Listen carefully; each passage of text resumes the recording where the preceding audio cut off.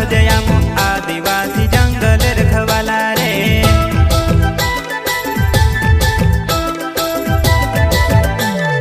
चल जंगल जमीन काजे पूजे रे आदिवासी दुनिया ने रखवाला रे।